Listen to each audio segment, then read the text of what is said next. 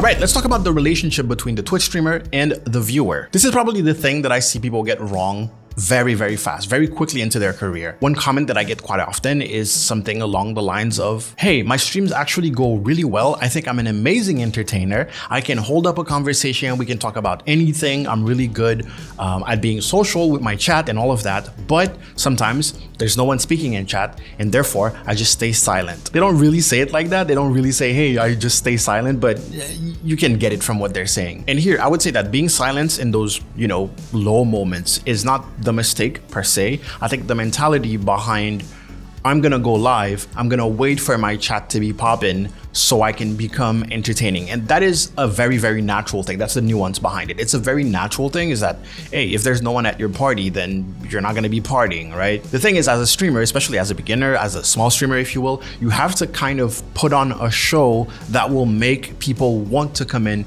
and engage, or at least you need to open the doors in a way to make your stream more welcoming. You are extremely lucky if someone pops into your chat randomly, sees you not saying a single word, completely locked into your game, and then decide to chat. Whereas if they come in and you're already talking, granted to yourself, but you're talking about a subject that might be relatable, and believe it or not, there's no weird trickery or anything. You usually talk about basic stuff like what you had for breakfast this morning. If I come to your stream and you're talking about breakfast, I know about breakfast. I love breakfast. I'm gonna talk to you about breakfast.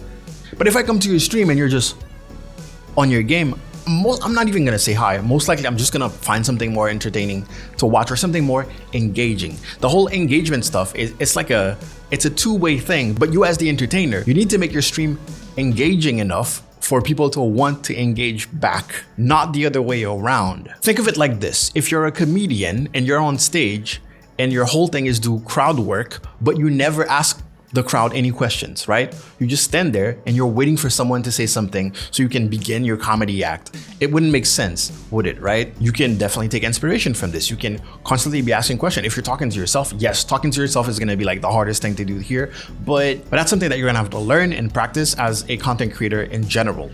I'm talking to myself right now. I'm looking at a camera and that's it. There's no one else in here.